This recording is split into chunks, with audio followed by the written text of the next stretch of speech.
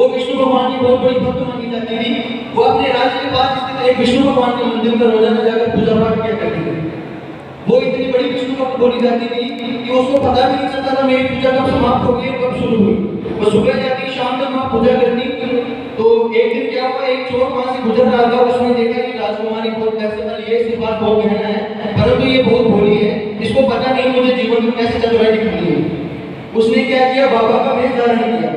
जीवन में बाबा बनना आसान है, बाबा होना मुश्किल है। सीता हरण करने के लिए रावण ने भी बाबा का रूप धारण किया था, परंतु वो बाबा नहीं था, वो एक राक्षस था। उसने क्या किया, भिक्षा देवी बोलकर रानी को बाहर बुलाया, राजकुमारी को बाहर बुलाया। उसने बोला, हे राजकुमारी भिक्षा देवी। राजकुमारी देखिए आज तो क्या बात है, बाबा आए हैं तो मैं इन्हें दान देकर भगवान को प्रसन्न करना चाहूंगी, ताकि भगवान के दर्शन मुझे बहुत ही जल्दी प्राप्त हो जाए।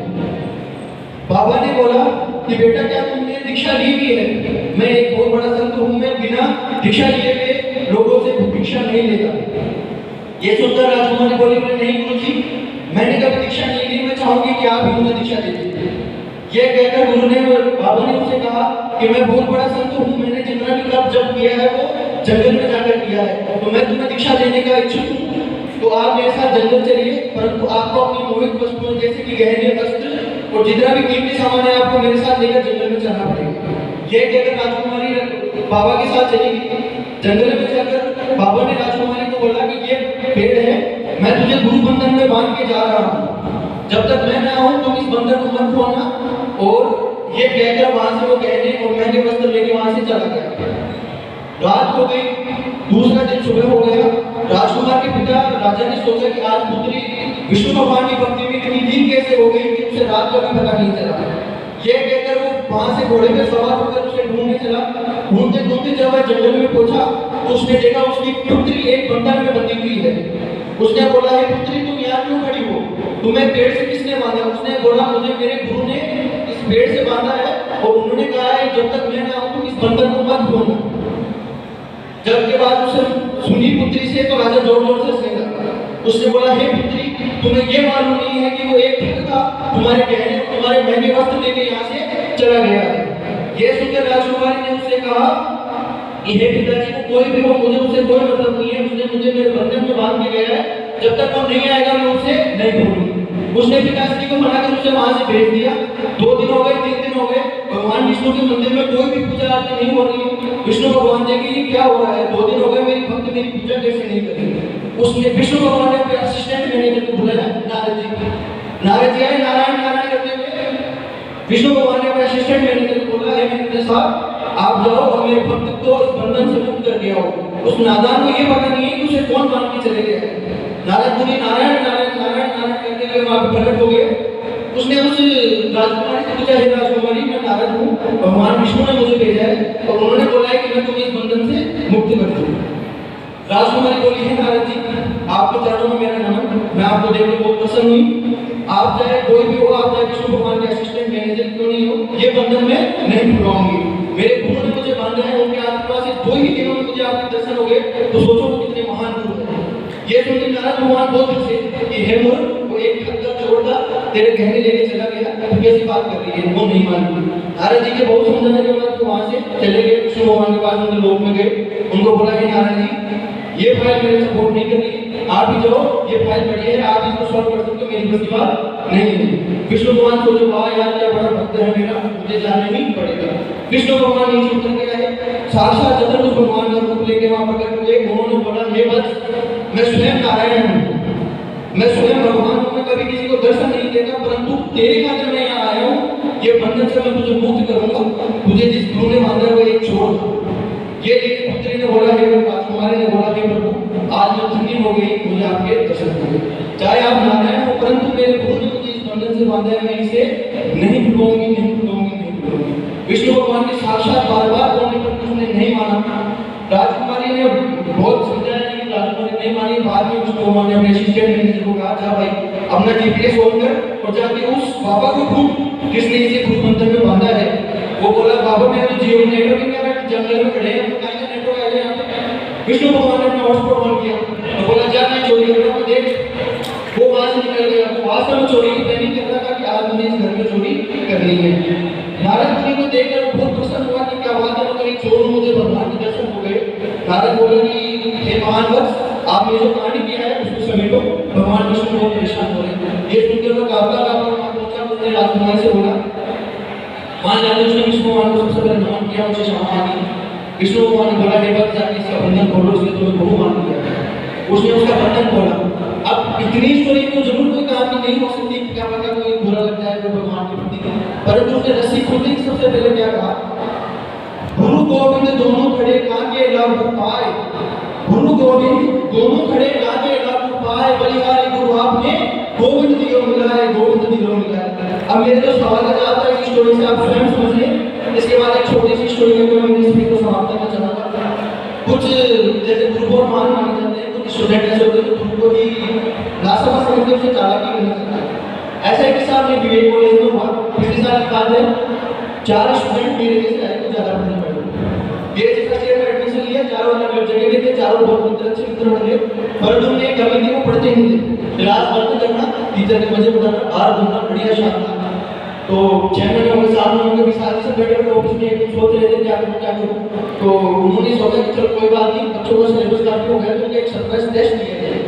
एक दिन पहले आके वो गए क्लास में, बोला कि बच्चों कल हमारा सरप्राइज टेस्ट है, जो आज आप आए हैं उनको ये टेस्ट लेना ही पड़ेगा, जो नहीं आएंगे उनको रस्टिकेट कर दिया जाएगा, बोर्डिंग में कभी एडमिशन नहीं दिया जाएगा। ठीक है, अब बच्चे में पढ़े गए, ठीक है, लेकिन सर आए उन्होंने टेस्ट लिया, 2-4 बच्चे आए थे, लेकिन 1 घंटे बाद आए, कितनी देर बाद, 1 घंटे देर बाद आए।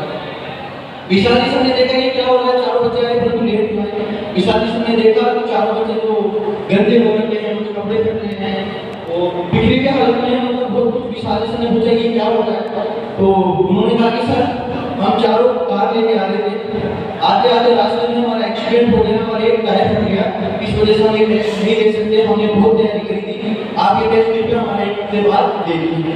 विशाल जी सर सोचे क्या पता हो गया एक्सीडेंट, क्या पता वो मेरे जैसे शायद थे।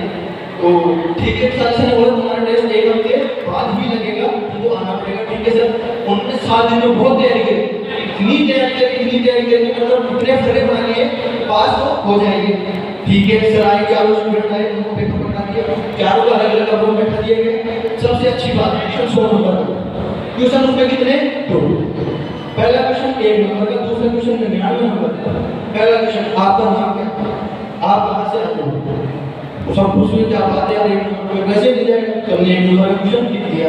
अब बचा 99 नंबर का क्वेश्चन, जो उस क्वेश्चन को कर लेगा वो पास है। चारों को क्वेश्चन दिया, 2 क्वेश्चन 100 नंबर के। दूसरा क्वेश्चन, गाड़ी का कौन सा टायर फटा था, अब बताओ, गाड़ी में 4 टायर, गाड़ी में कौन सा टायर फटा था, चारों बच्चे अलग अलग खड़े हैं, अब बताओ कौन सा क्वेश्चन था। चारों बच्चों को उनको समझना नहीं है, काली फूट आने लगी, वो चले सारे समय बैठो सर हमें क्षमा कीजिए, हमने बहुत शांति दिखाने की कोशिश करी लेकिन हम सफल नहीं हुए।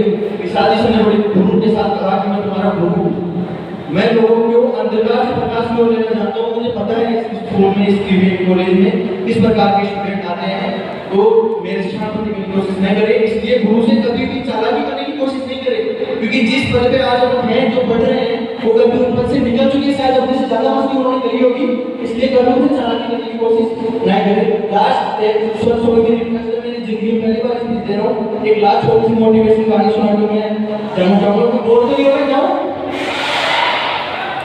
लास्ट स्टोरी अपने प्रति है, अपने को जीवन में काम आने वाली स्टोरी है, जो फिफ्थ में दूसरे गुरु के बारे में था। लास्ट स्पीच, 2 दोस्त थे अपने जैसे थे, गांव में मित्र थे, एक दोस्त 12 साल का, एक दोस्त 5 साल का, दोनों काफी अच्छे दोस्त थे, काफी अच्छी यारी थी, 8-10 साल हो गए, काफी खेलते साथ में। एक दिन खेलते खेलते उनको पता नहीं चला, वो गाँव के बाहर चले गए, गाँव के बाहर जंगल में चले गए। बड़े दोस्त छोटे दोस्त खेल रहा था, 8 साल का 12 साल का, 12 साल का दोस्त चलता गलती से कुएं में गिर गया। अब 12 साल का लड़का मतलब लगभग मेरे हाइट से कंधे तक का होगा, उसको वजन होगा करीब 30-35-40 किलो, वो कुएं में गिर गया। बचाओ बचाओ कहने लगा, 8 साल का नादान बालक देख के घबरा गया। बच्चा बचाओ बचाओ कह रहा है, जंगल में कोई नहीं है, आसपास शांति है, अब इसको कैसे बचाया जाए। कुएं के पास एक बाल्टी में रस्सी पड़ी थी, उसने उस बाल्टी को कुएं में डाला और अपनी जरूरत जितनी वो लगा सकता था उतना दम लगा के उसने उसको बाहर निकाला। उसमें इतनी ताकत नहीं थी कि वो 8 साल हो गए 12 साल के बच्चों को निकाल सके, परंतु उसने उसको निकाल दिया। निकलने के बाद उनको बालक बहुत खुश हुए, उन्हें आपस में गले लगे, रोने लगे, आप बहुत बहुत धन्यवाद, ये कहकर वो गाँव में चले गए। गाँव में जाने के बाद घटना ये हुई कि उन्होंने जिस जिसको ये बात बताई कि मैंने इसको बचाया, वो सब सब उसके ऊपर हंसने लगे। क्यों? उनको विश्वास नहीं हो रहा था कि ये 8 साल का नादान बालक 12 साल के बड़े से पुरुष वालों को बता सकता है। ये देखकर वो काफी चालाक हो गए, सब लोगों को उन्हें बताया कि मैंने इसको ऐसे बचाया, लेकिन किसी ने उनकी बात नहीं मानी। उनके गांव में एक बहुत बड़ा गुरु हुआ करता था जो तपस्या करता था। सबने उससे कहा, उन बच्चों को लेकर के गुरु के पास गया कि सर, मतलब गुरुजी, ये बालक अभी से झूठ बोलने लगे हैं। ये 8 साल का नादान बालक जिसमें मुश्किल से 25-30 किलो वजन है, वो ऐसा कह रहा है कि मैंने इस 40 किलो वाले बच्चे को कुएं से बाहर निकाल दिया। वो इनकी बात में विश्वास नहीं कर रहा था। तो गुरुजी आप मुझे बताओ ये कैसे हुआ? गुरुजी बोले कि कैसे हुआ, तुमको पता, इसलिए पता किया कि तुम कैसे हुआ, ऐसे बचाएगा वो। नहीं सर, ये तो झूठ बोल रहे। गुरुजी ने उसको बोला, तुम्हारे मन का सवाल ये नहीं है कि ये कैसे हुआ, तुम्हारे मन का सवाल है कि क्यों हुआ, कारण। उसने उसको इसलिए बचा पाया क्योंकि जब वो कुएं में गिरा था वहां आसपास कोई भी नहीं था, सिवाय वो 8 साल का बालक था और एक 12 साल का बालक था जो कुएं में गिरा हुआ था। वहां पे तुम जैसे महान लोग नहीं थे जो उसे ये कह सकते कि तू ये नहीं कर सकता। आज के जीवन में कोई भी वाला जैसा हो जो कुछ करना भी चाहे तो उसके पीढ़ी वाले, मतलब परिवार वाले कुछ गुरुजन भी होते हैं जो उसको ये कह के नकार देते हैं कि तू ये नहीं कर सकता। यही कारण था कि उस बच्चे को विश्वास नहीं लगा कि भाई ये तू कर सकता है, क्योंकि वहां पे अगर उनके 5 जने भी उपस्थित होते तो कहते हंसते उसको कि तू ये कर सकता है। इसलिए जीवन में कभी भी खुद को कमजोर ना आके जो अपन कर सकते हैं वो कोई नहीं कर सकता। जीवन में अपने जैसा फिंगरप्रिंट किसी और का नहीं है, जो अपने मोबाइल का फिंगरप्रिंट अपने अंगूठे के अलावा किसी के मोबाइल के अंगूठे से नहीं हो सकता। तो अपन अपने जीवन में किसी और से अपने आप को कंपेयर क्यों करते हैं कि यार ये बालक है, यहाँ की तरफ पड़ता है, ये वो करता है, इसको हमेशा वो मिलता है, वो मिलता है। अपन जो है वो अपने सबसे अलग है। जीवन में कभी जो बंदर और हाथी होता है, वो हाथी अगर ये सोचे कि बंदर पेड़ को उछाल मार रहा है, एक तरह गुलाटियां वाले मार रहा है, ये सोचे अगर हाथी, तो वो हमेशा जिंदगी में कुछ नहीं कर सकता। और बंदर अगर ये सोचे कि जितना भारी हाथी ये है और जितना काम ही कर सकता है उसका मैं करूं, तो जीवन में कोई सफल नहीं होगा। जंगल अगर शेर होता है तो कभी किसी की परवाह नहीं करता है कि जीवन में कभी किसी की परवाह मत करना। जीवन में जो बनो खुद बनो, खुद के दम पे बनो, कभी किसी की कॉपी करने की कोशिश मत करना। आखिरी में 2 लाइन, क्या हुआ जो गिर गया, क्या हुआ जो गिर गया, गिरता वही जो चलता है। क्या हुआ जो गिर गया, गिरता वही जो चलता है। बस इतना सा करना है, उठकर फिर से चलना है, उठकर फिर से चलना है।